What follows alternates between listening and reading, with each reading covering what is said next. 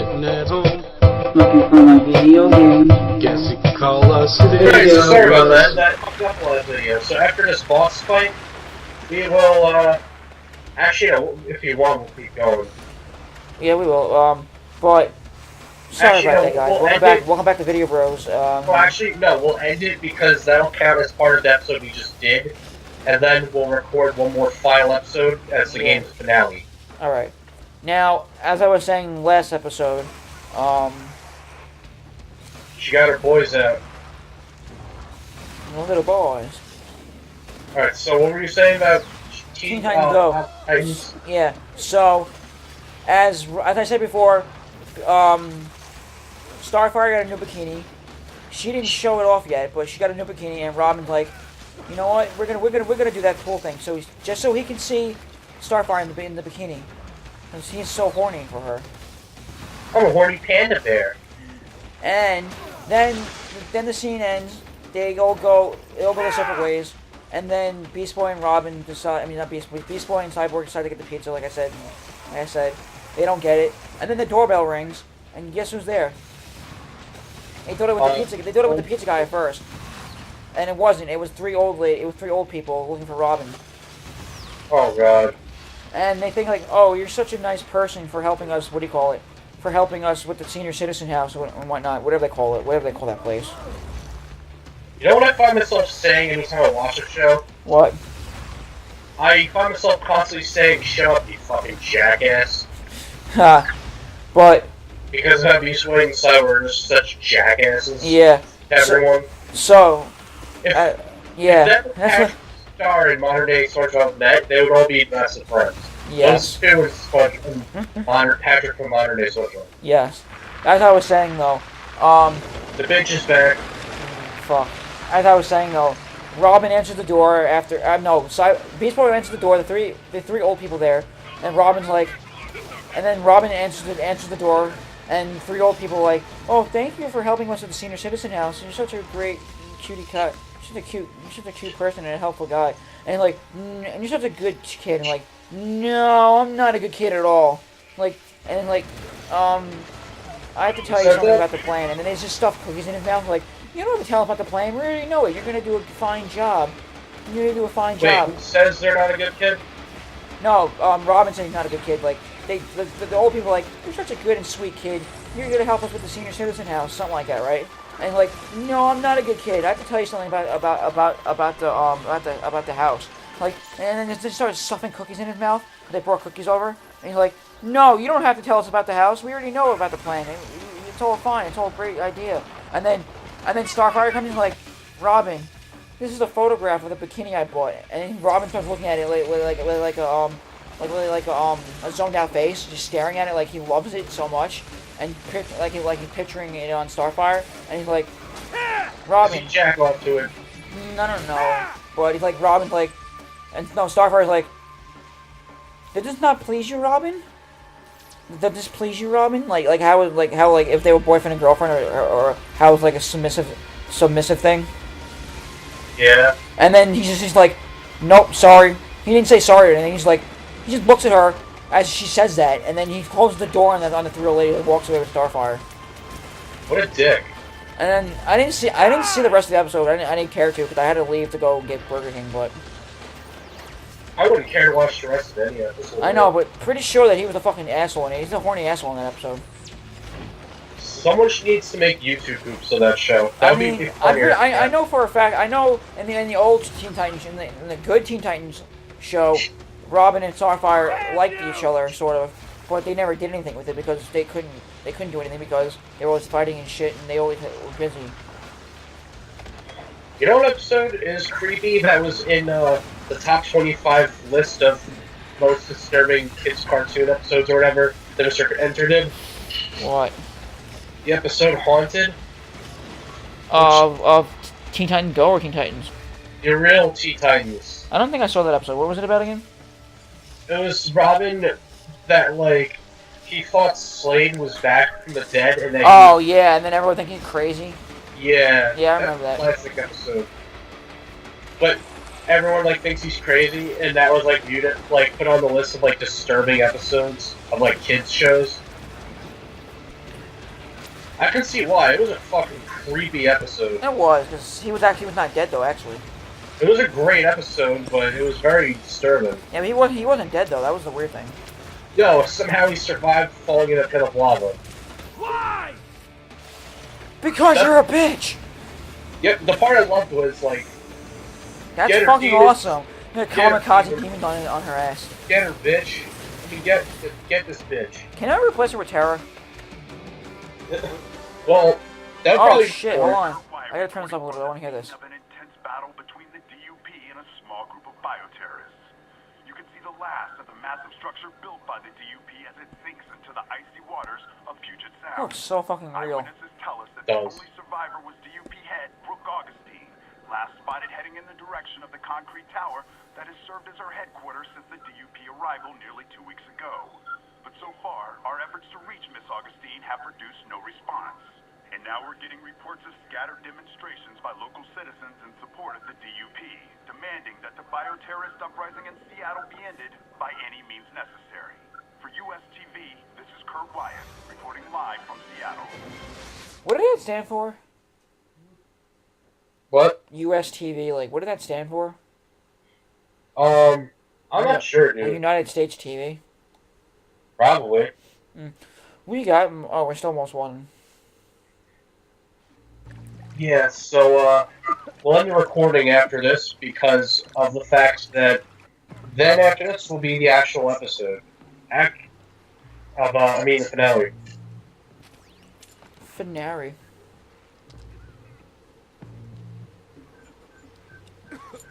If you're a good Delsin, by the end of the game, you're dressed in, like, white, blue. That makes sense. He told Yeah. me not to trust Hank, but I didn't listen. Spoiler, people. You'll find out you have different clothes. Like anyone gives a crap about that. So you're probably wondering why, how Delsin got out of there alive. I'll find out right now. Yeah, it's never explained. Where is Hank Daughtry? I know he That's made not the it same shit that happened in Infamous 2 with the giant beast. What? Like how they kept talking about how you had to defeat the beast at first, like at the very end of it, and then they couldn't kill him, and then they thought that he was dead though, but he came back. Remember when you were with Zeke and you had to kill you had to detonate the 3 bombs to kill it? I think I remember that. I'm not sure. Like before you thought the game was over, like you killed the beast, you were done with it, and then it came back. Whoever resurrected it again. I think I remember that. Who was the guy that resurrected it, or was in control of the beast again? What? Who was the guy that was in control of the beast again? I forgot, but he was some black guy who appeared dead in the first game, and then he came back, and it turned out that he was Yes, actually... there you go. That's a little thing. Tell me where Daughtry is! Yeah, the RFI, or, no, the device from the first game of, like, the RFI, I don't forget what it meant, but it was RFI. Yeah, the RFI was the second game. I forgot what it was called in the first game, but that's what killed him, and it turns out... That's awesome, that graffiti. What? That graffiti is awesome. It is. But yeah, it turned out that, he wasn't really dead. And you see, like lines all over his body from, I guess, putting himself back together. I hated the way the game the game turned out before you did the last final scene of the game. What? How Zeke turned against you, and then how Zeke started to work with Nix, and then Nix and you were doing with the bad guys, whatever, and not Nix and you how you and Quo were the bad people, and Nix and Zeke were the good people. Even though Zeke is good, Nix is bad, Quo is good, and I'm bad, or however you chose it. Yeah, I get what you're saying. That's I kind of hated that though. Like they just turn on each other. Yeah, pretty much. Like that was like a twist. Oh, what a twist! Alright, I need some neon here. Suck I on that need neon. to get moving. I need to get fucking back in shape. I need to get moving. I remember when you first got that game, Infamous Second Son. I mean, not Infamous Second Son, Infamous 2, and you started showing me all the different powers you can get. How you could use the rockets and the vortexes and the tornadoes and shit. and the ice powers. Do that. Huh? I did show you that, didn't I? Yeah, when it was me, you, and Kevin when you first got that, when you first beat the game, and when you were like still trying to get all the blast shards, but you couldn't at the end of the game. I actually did eventually get all the blast shards. I did it in the first game. I didn't do it in the second game though. Really? I did it in both. I don't remember if I did it in the second game. But I like how the fact in the second game, after you beat it, you can still do shit. Like it rewinds it before the fight with final the decision. Huh? Like before the final decision. Yeah, but you can't. But what's weird though is you can't do the final decision ever again. What's going on? Yeah. Unless you do a new game. We're in. I was hoping at least you could do it. You could do it so you can so you can replay both good and bad sides. Yeah. But you know what's cool is out of all the games, that game is the only one in the series that let you get the opposite karmic powers when you beat the game. Yeah, I know. We talked about that before. Yeah, none of the other games did that shit, and I'm like, that's cool that that was the one game that did that, but they should definitely like do that more often. What? When you get the opposite? That way you get the opposite powers that you couldn't earlier because of the card lengths. Oh yeah. You know what would be cool? If you could switch out, like you beat the game, and then after you have a save file of both of them, it recognizes it, and then you can you can have like an option, like when you hold R3, like when you hold R3, because R3 doesn't do anything in the game. Actually, yes, it did. R3 was your sensory ability. The sense of blast shards. Alright, so there's way too many dupes. They're duping you, man. I've been Wait. duped. I don't remember this. Oh, never mind. Okay, I'm an idiot. I'm doing this shit again. That's why I have to call you a dumbass. I know, I remember this. I thought you were doing the concrete. I thought you had concrete power already. I'm like, no, we didn't get that. Yeah, you're an idiot. I am. Destroy this. I'm a weirdo idiot. Destroy that. Okay, Hank. Alright, so we gotta get up here. When we get close to him, that's when we'll end the episode and begin the finale. Because this, you see the tone the game's going in. Yeah. Getting very fucking dark. Very dark tones, so yeah, that means once that happens, we're getting towards the end. You gotta keep it rolling. I promise. I've I already. thought you said my problem at first. What, does Hank help you, or does anyone help you in the last part, you know?